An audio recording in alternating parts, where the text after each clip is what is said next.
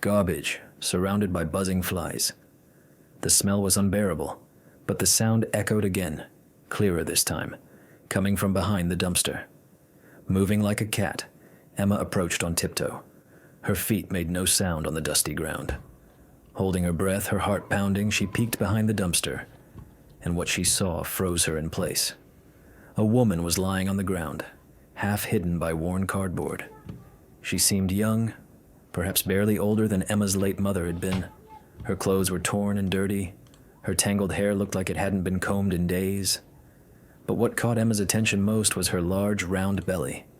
She was visibly pregnant, and judging by the expression on her face, she was in immense pain.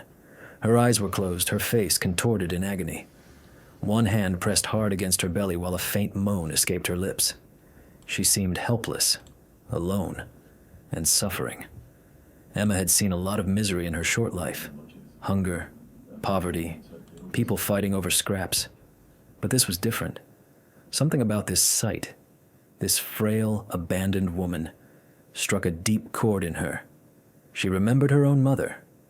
Her face was blurry in Emma's memory, but her love remained a soft warmth, still alive somewhere deep inside her. Slowly, she stepped forward. The woman's eyes suddenly opened, filled with fear and confusion. Seeing a ragged little girl in front of her, she tried to back away, terrified. "Don't be afraid," Emma whispered softly. "I won't hurt you." The woman didn't respond. She continued to breathe heavily, her body trembling, but the fear in her eyes faded slightly. Emma took another cautious step. "Are you okay?" she asked quietly, though she already knew the answer was no. The woman shook her head weakly. A single tear rolled down her dirty cheek. My baby," she gasped in a tired voice. I think it's coming." Emma froze. Her heart raced. The baby was coming. Panic surged through her like a shock. She knew nothing about childbirth. Absolutely nothing. What could a street kid like her do? She had no home, no money, no idea how to help. She glanced around quickly, hoping to see someone, anyone. But there was no one, just her, the woman, and her pain. She could have turned and run. That would have been the easy way out. It wasn't her problem. After all, she had her own battles to fight, her own hunger to face. But something stopped her, a quiet force in her heart. The image of her mother surfaced again. Her smile, her gentleness, her warmth. She couldn't leave. "Okay," she said finally, summoning courage into her small voice. "Okay, don't worry. I'll help you." She didn't know how, but she meant it. She gathered nearby cardboard and spread it on the ground to create a softer surface for the woman to lie on. It wasn't much, but it was better than the cold, dirty floor. Then she took off her faded Manchester United t-shirt, the only one she owned, and used it to gently wipe the sweat from the woman's forehead. The gesture, though simple, seemed to comfort her. Her breathing slowed slightly. She closed her eyes for a few seconds as if gathering her strength. "What's your name?" Emma asked softly. The woman opened her eyes and looked at her. "Adana," she whispered faintly. "I'm Emma," she replied with a slight smile. "Don't worry, Adana. I'll find a way to help you." Emma knew Adana needed real help. A doctor, a nurse, maybe a hospital. But hospitals meant money, and Emma had almost none. Besides, she distrusted official places. There, poor people like her were never listened to. They were looked down on, chased away as if they were nothing. Yet seeing the woman lying there in pain, one thing was clear. She couldn't abandon her. Not tonight. She reached into her pocket and pulled out the few crumpled Naira notes she had earned that day, money she had planned to use for her own food. Her stomach twisted with hunger, but she didn't care. She stood up and ran out of the building as fast as her legs could carry her. She stopped at the nearest small shop. With trembling hands, she bought a bottle of cold water and a small pack of biscuits. It wasn't much, but it was all she could afford. When she returned, Adana was still there, lying weakly against the wall, breathing slowly and painfully. Emma rushed to her side, unscrewed the bottle, and gently lifted her head. "Here," she said softly. "Drink some." Adana took small sips, her dry lips trembling. Then Emma opened the pack of biscuits and carefully placed one in her hand. She ate only one before leaning back, exhausted. The sun had completely set. Darkness enveloped the building like a heavy, silent blanket. Emma sat beside her, her small body tense and alert. The night buzzed with the sounds of the city, distant sirens, the low rumble of trucks on the highway, and faint music drifting from a far-off bar. She didn't speak. She stayed there by Adana's side, listening, watching, protecting. For the first time in her young life, she felt something new. A weight, a heavy sense of responsibility. That weight rested on her shoulders, heavier even than the sacks of bottles and cans she carried every day. But strangely, it didn't bother her. She didn't yet know that this moment, this simple act of kindness, would change everything. She didn't know that the fragile woman she had found near a dumpster wasn't just anyone. She was a billionaire, a woman whose life had once been filled with comfort, reduced to nothing by tragedy. By helping her that night, Emma, unknowingly, was helping herself. She had just stepped into a future neither of them could imagine. All she knew was that she had made a promise, and Emma never broke her promises. She looked at Adana lying under the night sky and whispered softly to herself, "I'll take care of you and your baby too. You won't be alone." In the heart of that darkness, she had found something pure, something even the streets couldn't steal. Hope. The night in the abandoned building seemed endless, dark, cold, full of fear. Normally, darkness offered Emma some comfort the only time she could rest. But that night, everything was different. Every shadow seemed menacing. Every sound made her heart beat faster. The squeaking of rats in the garbage, the shouts of drunken men in the distance, the wail of a police siren, all made her jump. She sat against the rough brick wall, hugging her arms for reassurance. Her small body was the only barrier between Adana and the dangers lurking in the night. The hours passed slowly. The city's noise gradually faded. All that remained was silence and the distant hum of the night. The air grew colder. Emma shivered, curling up to keep warm. She had given her t-shirt to Adana, her only piece of clothing. The cold bit into her skin, but she didn't care. Seeing Adana wrapped in that t-shirt with the faded Manchester United logo visible in the dark gave her a strange sense of peace. A gentle touch on her arm woke her. Her eyes opened, heavy with sleep. Dawn was breaking softly. Adana was awake, her eyes calm, but tired. The pain seemed to have eased a little. "You should have slept," she murmured in a hoarse voice. Emma shook her head. "I'm fine." Adana looked at her for a long time, her eyes filled with gratitude mixed with deep sadness. "You're just a girl," she said softly. "You shouldn't have to live like this." Emma sat up straighter, puffing out her chest. "I'm strong," she said, mostly to convince herself. A faint smile brushed Adana's lips. "Yes, you are." They sat in silence, watching the city slowly wake up. A soft call to prayer floated in the air, coming from a distant mosque. It felt peaceful, almost like a prayer for them too. The sky shifted from deep blue to gray, then to a silvery light. Emma knew she had to move. Adana needed food, real food, not just biscuits. She needed strength, and Emma had to find a way to earn money again. The few naira wouldn't even cover a meal. "I have to go," she said softly, "but I'll be back. I promise." Adana's eyes darkened with worry. "Be careful," she whispered. "I always am," Emma replied with a small smile, trying to reassure her. Emma left the building, her heart heavy. Before turning the corner, she glanced back. Adana was still there, small and fragile, sitting alone in the dawning light. The city was already waking up. Horns blared, drivers shouted, yellow bus conductors called out to passengers in the usual morning chaos. But Emma was no longer the same girl as yesterday. Her senses were sharper now. She wasn't just looking to survive anymore. She was looking to provide for someone else. That thought scared her, but it also made her proud. She decided to head to the Mile X Market, a noisy, bustling place full of life.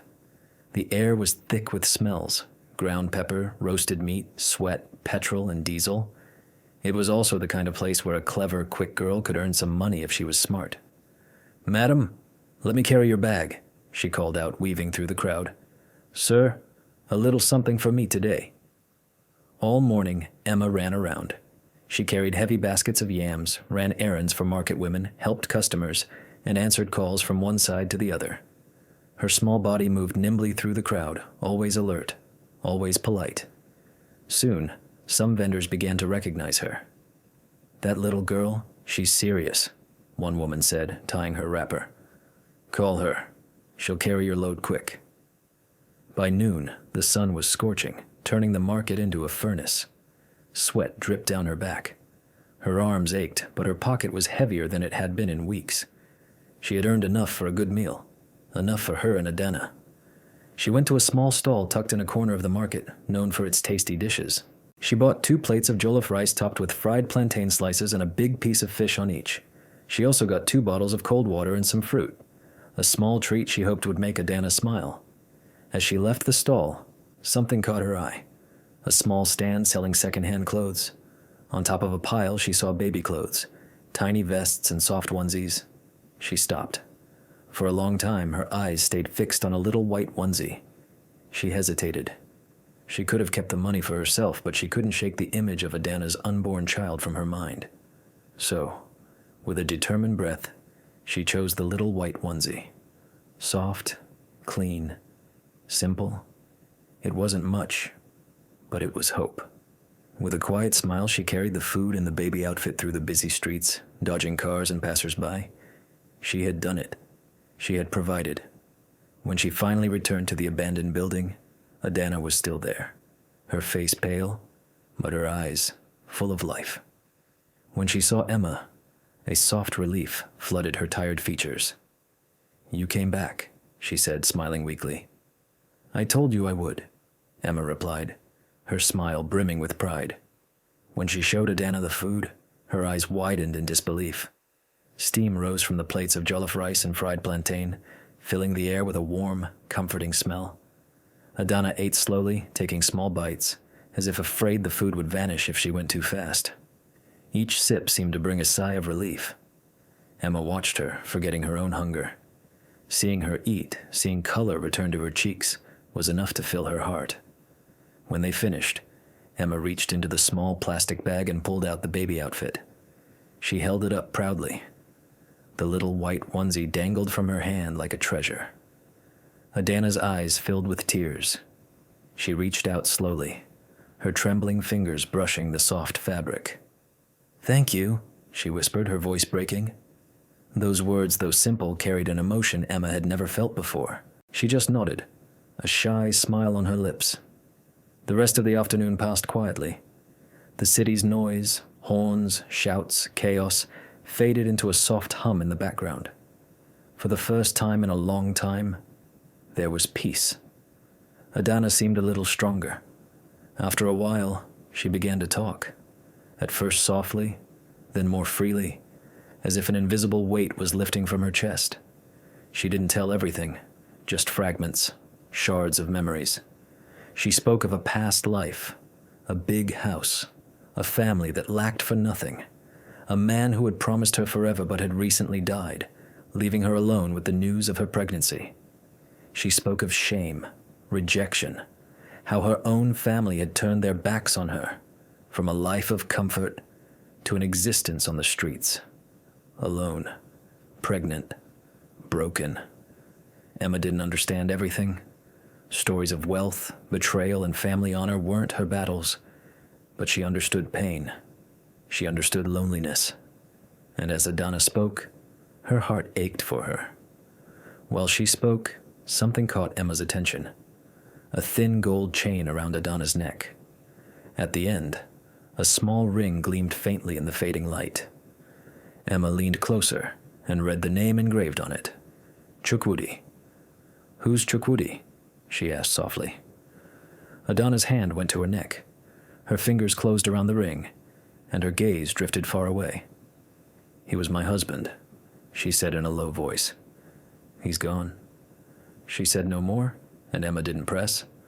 Some pains were too deep to question. As the day slowly turned to evening, A new worry settled in Emma's heart. The unfinished building wasn't a safe place for a baby. It was dirty, too open, full of unseen dangers. She shared her thoughts with Adana. She nodded, fear visible in her tired eyes. "But where will we go?" she asked weakly. "We have no one, no money." "I'll find a place," Emma replied, her voice trembling slightly. She wasn't sure how, but she had to. She went out again as the sun sank slowly over the city. Her small figure moved through the dusty streets like a silent shadow. She searched everywhere. Old buildings, abandoned shops, empty stalls. She looked at rundown houses, but most were already occupied by other homeless people, their eyes hard and hostile. Market stalls were locked up, guards chased her away shouting, dogs barked at her. Passers-by ignored her as if she were invisible. Her feet ached, her throat was dry, her heart heavy. Just when she was about to give up, she saw it. A large, half-built building, quiet, forgotten by the roadside. Its concrete structure stood out against the orange sky. Tall mango trees surrounded it like silent guardians. Emma's heart leapt. She approached cautiously. A rusty zinc fence encircled the place, but a small gap allowed her to slip through. Her heart pounded as she entered. Inside, the air was cooler. The rooms were empty. The wind blew gently through the openings. The floor was covered with sand and cement bags, but it was dry. It wasn't perfect, but to Emma, it was paradise. She searched every corner until she found a small room on the ground floor, perhaps meant to be a shop or an office. It had a solid door, a small window, clean walls. It was safe, private, perfect. Emma's excitement burned through her fatigue. She ran back to the abandoned building, her heart pounding with hope. But when she arrived, her joy froze in her chest. Adana was in pain. Her breathing was short. Her face was soaked with sweat. She moaned softly, clutching her belly. The baby was coming. Panic hit Emma like a wave of cold water. There was no time to think. "We have to go," she said quickly, slipping Adana's arm over her shoulder. "I found a place." Adana nodded weakly, too exhausted to speak. And so, they set off. A small girl and a woman about to give birth, stumbling through the dark streets of the city. Streetlights cast long shadows on their faces. With every step, Adana let out a stifled cry. Each time, Emma whispered, "It's okay. Just a little further." Her small body buckled under Adana's weight, but she didn't stop. She couldn't. A fierce strength burned inside her, the will to protect, to fight for her. Finally, they reached the building. Emma helped Adana through the gap in the fence, her arms trembling with effort. Inside, she led her to the small room she had found and helped her lie down on a pile of empty cement bags. It wasn't much, but it was shelter. Adana's face was pale, her breathing fast and shallow. Emma knelt beside her and took her hand. Her fingers were cold. "Everything's going to be okay," she whispered, her voice trembling but brave. "I'm here. I won't leave you." Maybe she said it for Adana. Maybe for herself. Every word, though, was sincere. That night, in a dark corner of an unfinished building, with only the sound of the wind and the beating of their hearts, a street girl became more than a survivor. She became a protector, a friend, the only light in a world that had forgotten them. The air in the small concrete room was heavy, thick with the smell of sweat, fear, and something raw and powerful. The smell of childbirth. The space was dim and cramped, lit only by a faint glow. A candle Emma had found weeks earlier in a church's trash flickered softly. Adana lay on the cement bags, her entire body shaking. Every breath was a struggle. Every cry tore through the night like a blade. She wasn't just suffering. She was fighting for life, hers and her baby's. Her screams filled the empty building, echoing through the hollow walls, a terrifying and magnificent sound, the sound of new life trying to be born. Emma, barely 10 years old, knelt by her side, holding her hand tightly. She didn't understand much about childbirth, but she knew fear. She felt her own and Adana's pounding in her chest. "Adana, you're strong," she whispered. "You can do this. I'm here. I won't leave." She repeated those words over and over, hoping they would help. Deep down, she knew her words were small against Adana's pain. Suddenly, Adana's body stiffened under a new wave of pain. She screamed, arching her back, her eyes wide and wet with fear. "The baby!" she gasped. "It's coming, Emma! It's coming now!" Emma froze. Her heart pounded like a drum. She had seen hunger, illness, fights. But this was different. This was life and death.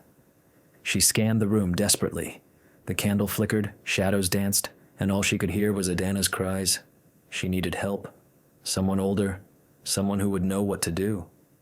Then a face flashed in her mind. Mama Bisi, the food vendor under the Juleba Bridge. Sometimes she gave Emma extra rice. Sometimes just a smile when no one else did. She was a mother. She would know what to do. "Adana," Emma said, her voice trembling but resolute. "I'm going to get help.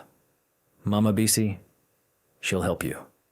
Adana's eyes widened with panic. She grabbed Emma's arm weakly. "No, don't leave me. Please don't go." "I'll be quick," Emma promised, swallowing her fear. "Faster than a Danfo bus. Before you can count to 100, I'll be back. I swear." She squeezed Adana's hand one last time, then bolted out of the dark room, racing through the half-built walls and plunging into the night. The city streets at night were another world. The day's clamor had faded. The city was quiet but dangerous, as if waiting for something. The air smelled of smoke and gutters. Emma didn't care. She ran barefoot, her legs burning, her heart pounding, her mind repeating, "Please, God, help her." She dodged cars, their headlights slicing through the darkness. The few passers-by gave her strange looks, but she didn't stop. She ran until her chest felt like it would explode. Finally, she reached the Juleba Bridge, usually loud and saturated with the smell of cooking. That night, it was almost deserted. The stalls shuttered. Silence gripped the bridge.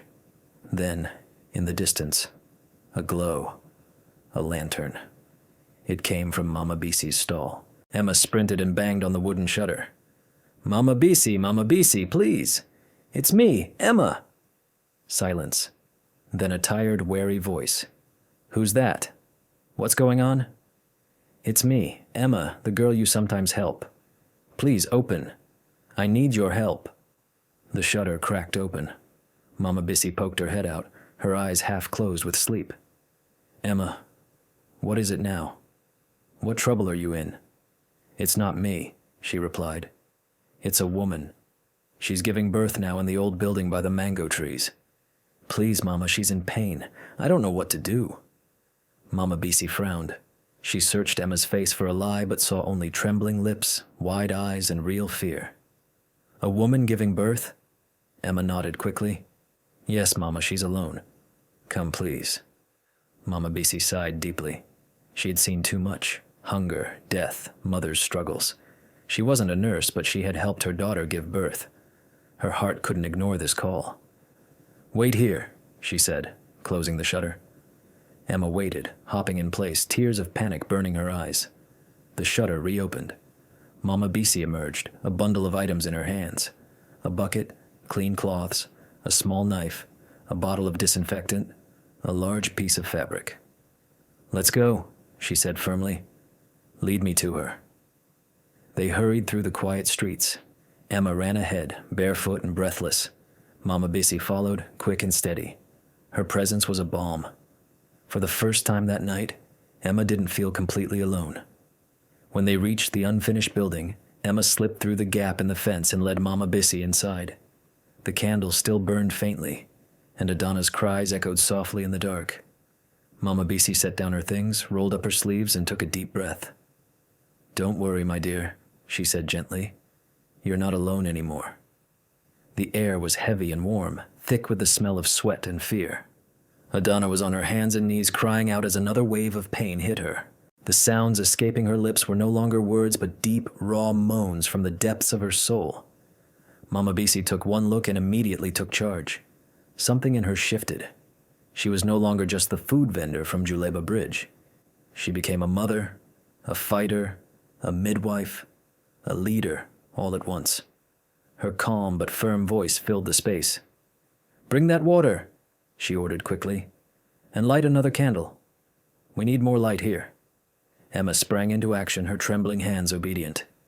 She found another candle and lit it. The small flame illuminated the room, casting a warm glow on Adana's sweaty, trembling face. Mama Bisi dipped a clean cloth in the water and gently wiped Adana's forehead. "My dear," she said softly, her voice now soothing, "you're doing well. You're strong. Listen to me. Breathe deeply. In, out. When the pain comes, you push. You hear me? Push, with all your strength." Adana nodded weakly, her eyes fixed on the older woman's face. There was something steady and comforting about Mama Bisi, like a maternal presence promising, "You won't die here tonight." The next hour felt endless. The air was thick with the sounds of pain and effort. Adana's cries, Mama Bisi's firm voice, Emma's quick footsteps as she fetched water or handed a cloth. Emma stood by, wide-eyed, trembling, watching a miracle and a struggle unfold before her. She had seen hunger, illness, and death in the streets. But this was different. It was life, raw, powerful, loud, painful, and beautiful. Then it happened. With one last desperate push, Adana screamed, a cry that shook the walls. And suddenly, there was silence.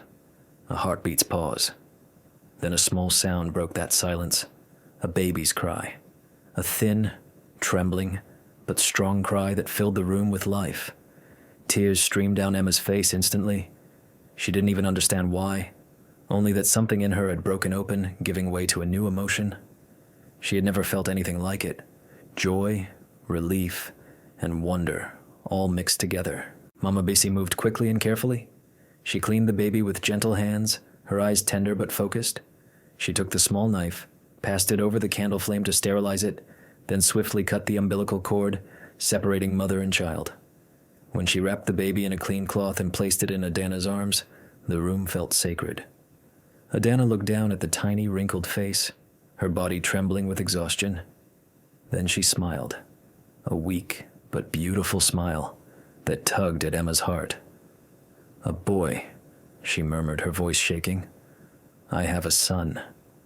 She looked at Emma through her tears, her expression overflowing with gratitude so deep it was almost painful. "Thank you, Emma," she said softly. "Thank you." She looked down at her baby again, gently brushing his tiny cheek with her fingers. "His name," she said after a pause, "is Chuka." She turned her eyes to Emma, a faint smile on her lips. "It means God has done well. It's for you, for what you've done for us." Emma couldn't speak. Her throat was tight, and all she could do was nod, her eyes shining with tears. Mama Bisi began packing her things, her movements calm but steady. Before leaving, she turned to Emma and gave clear instructions. "Keep her warm. Make sure she drinks plenty of water. Keep the place clean. I'll come back tomorrow with food and more things for the baby." She placed a gentle hand on Emma's shoulder and said quietly, "You're a good girl, Emma. A brave girl. But remember, this is just the beginning. It won't be easy." With those words, she gathered her things and left into the night. The smell of disinfectant faded, leaving behind a warm silence. For the first time, that silence didn't feel empty. It was peaceful, filled with the soft, steady breaths of Adana and her newborn. The rough, cold room, once a place of fear, now felt like a small sanctuary. Emma sat on the dusty floor, her back against the wall, watching them. Adana had fallen into a deep sleep, her arm wrapped protectively around her baby. Little Chuka slept too, his tiny chest rising and falling. Emma stared at the baby's small hands, his soft hair, the way his lips moved slightly as he dreamed. A powerful warmth filled her chest, a feeling she had never known before. It was love, a fierce, protective love that made her feel older than her years. She was no longer just Emma, the street girl, not just a scavenger trying to survive. That night she had become something more, a sister, a protector, perhaps even a mother figure. She had a family now, a fragile family born of struggle and pain in a forgotten corner of the city. The weight was heavy, but it gave her life new meaning. For the first time, she knew what it meant to belong to something. She blew out the candles, plunging the room into soft darkness. Then she lay down on the floor a few feet from Adana and the baby. Her body was exhausted, but her heart was full. For the first time in a long time, Emma smiled before falling asleep. She was home. The first week of baby Chukuka's life was like a sacred dream, a fragile little miracle within the 4 gray, worn walls of the unfinished building. The outside world, loud, harsh, dangerous, ceased to exist for them. Inside their makeshift shelter, life slowed to the gentle rhythm of candlelight, the newborn's soft breaths, and the lullabies, Adana murmured. Her voice was weak, but filled with a love so deep, it wrapped the child like a blanket. True to her promise, Mama Bisi became their lifeline. Every morning, as the first rays of sunlight filtered through the broken window frames, she appeared, her wrapper tied firmly, her steps sure, her hands full. In one hand, she carried a steaming pot of pepper soup. In the other, a small flask of hot water. "The soup is for you, my dear," she'd say to Adana, setting the pot down carefully beside her. "You need to eat well so the baby grows strong." The rich aroma of fish, pepper, and herbs filled the small room, an aroma of comfort and hope. The hot water was precious too. It allowed Adana to wash, to feel human again, even in the heart of this forgotten place. Every day, Mama Bisi tended to baby Chukuka. Her rough, work-worn hands became tender when she held him. Her weathered face glowed with warmth. She showed Adana how to bathe the baby gently, how to swaddle him tightly, how to soothe him when he cried. She became their teacher, the silent heartbeat of their new little world. Emma watched with quiet awe. To her, Mama Bisi was like a guardian angel dressed in a wrapper, strong, wise, and endlessly kind. She seemed to know everything about babies, mothers, and survival. Emma felt a deep gratitude for her, a gratitude she couldn't put into words. Emma's role had changed completely. She was no longer just a lonely street girl scavenging for food. Now, she was so much more. A provider, a protector, all wrapped in the frail body of a 10-year-old. The responsibility weighed heavily on her, but she carried it with pride. Every day followed a similar rhythm. Before dawn, while Adana and Chukuka still slept, Emma slipped quietly out of the building to blend into the waking city. The streets of Lagos were her hunting ground. She moved quickly, her eyes sharp, scanning for anything that could earn a few naira, empty bottles, cans, scraps of metal. She had become an expert scavenger, knowing exactly where to search, which bins were richest, and which truck routes were worth following. When she sold her finds at the recycling depot, the few coins she earned were enough to keep them alive for another day. Then she'd head to the market, counting her earnings carefully. She bought a loaf of bread, a handful of fruit, maybe a small plate of rice and stew, and, if money allowed, water was always a priority, and the heavy bottles dug into her small shoulders as she carried them back, sweating but determined.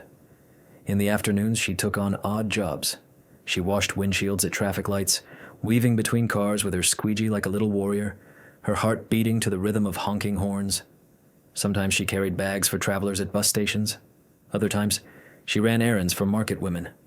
Some ignored her, others shouted at her, but a few smiled and gave her a little extra, touched by her sincerity. She learned to read faces, to know when to beg, when to help, when to disappear. The streets taught her patience, courage, and humility. By late afternoon, when her legs ached and her stomach growled, Emma returned home. Her reward waited behind the rusty fence, seeing Adana and baby Chukuka safe. That made every struggle worthwhile. Evenings were their happiest times. They huddled together by candlelight, an odd but beautiful little family. Adana fed the baby, humming softly. Emma sat beside them, eating quietly, her eyes full of wonder as she watched the baby's tiny hands wiggle. Sometimes, Adana told stories. Her gentle voice painted pictures Emma had never imagined. She spoke of her childhood on Banana Island, a place Emma had only heard of in passing. She described big houses with shiny floors, immaculate lawns, and pools sparkling like blue glass under the sun. She talked about her father, a proud and powerful man she loved, but who was trapped by his pride and family traditions, and her mother, gentle and kind, taken too soon by illness. Then with tears in her eyes she spoke of Chukwudi, her husband, whose name was engraved on the ring she wore around her neck. She told Emma how they fell in love, married in secret, and shared a few months of happiness before tragedy struck. Her voice trembled as she revealed that Chukwudi died in a car accident she believed was orchestrated. She was convinced her own family was behind it, punishing her marriage to a man they deemed unworthy. "They said he wanted my father's money," she whispered, her voice shaking. "But they were wrong, Emma. He loved me. Truly." After his death, Adana discovered she was pregnant. But instead of helping her, her family disowned her completely, casting her out to suffer alone and pregnant on the streets of Lagos. Emma didn't understand everything. Concepts of family honor or social class were foreign to her, but she understood pain. She saw it in Adana's eyes every time she spoke of her past. She admired her strength. Despite all she had lost, Adana refused to give up. Days turned into weeks, then a month. Slowly, life found a rhythm. The cold, empty room gradually became a home. Emma used her scavenging skills to improve it. A tattered rug for the floor, a wooden crate as a table, discarded clothes turned into curtains. The place remained poor and rough, but it was theirs. A small family hidden from the world, trying to build a home again. For a while, they knew moments of peace, moments that made all the struggles bearable. The first time baby Chukwuka smiled, showing a tiny toothless grin, Emma and Adana laughed until tears rolled down their cheeks. The first time the baby wrapped his tiny hand around Emma's finger, she felt a wave of love so strong it almost scared her.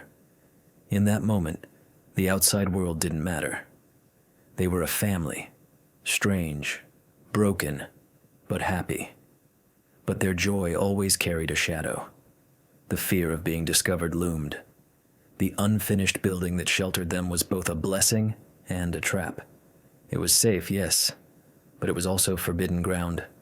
They were squatters, living in a place that could be taken from them at any moment. That fear became reality one sweltering afternoon. Emma was returning from the market, her arms full of food and water, when she saw them. Two security guards in neatly pressed uniforms walking slowly around the building. Their flashlights glinted on the walls, their expressions stern and vigilant. Emma froze, her heart in her throat. She quickly hid behind a bush, her body trembling. She watched the guards approach, their voices low and serious. "We need to fix this fence," one said, pointing to the narrow gap they used as their secret entrance. "We don't want drugged-up thugs coming here." "Yeah," the other agreed. "Tomorrow I'll bring wire to seal it properly." Their footsteps echoed as they walked away, leaving Emma hidden, her breath short and fast. She waited until they were gone before slipping back through the fence, her mind flooded with fear. Inside, Adana was already trembling. She had heard their voices too, her eyes wide, her face pale. "They'll find us," she whispered, clutching the baby to her chest. "We have to leave. It's not safe here anymore." Emma shook her head, trying to seem braver than she felt. "No, Adana. We're safe here. I'll fix it. I promise." That night, after Adana and the baby were asleep, Emma went out alone. Moonlight bathed the building as she dragged a large sheet of rusty metal across the yard. Bit by bit, she lifted it and propped it against the gap in the fence. It wasn't perfect, but it hid the hole and would give them a few seconds' warning if someone tried to enter. When she finished, she sat on the ground, sweating and panting. She looked at her rough but sturdy work and whispered, "We're safe now." But as she gazed at the stars, a thought grew in her. She couldn't live like this forever. The guards would come back one day. The building could be demolished. The outside world wouldn't wait for them. They needed a real home, a safe place where the baby could grow without fear. And for that, they needed money. Far more than Emma could earn scavenging bottles or washing windshields. She began to think differently. She observed people more closely, the market vendors shouting, hawkers weaving through traffic, men fixing tires on street corners. Everyone was fighting to survive. She realized something important. People always needed small things: water, snacks, chewing gum, items you could buy and resell daily. Maybe that was where her hope lay. Emma made a decision. She wouldn't just be a scavenger anymore. She would become a businesswoman. Thank you for watching the video. Like and subscribe, and let us know where you're watching from in the comments. See you soon.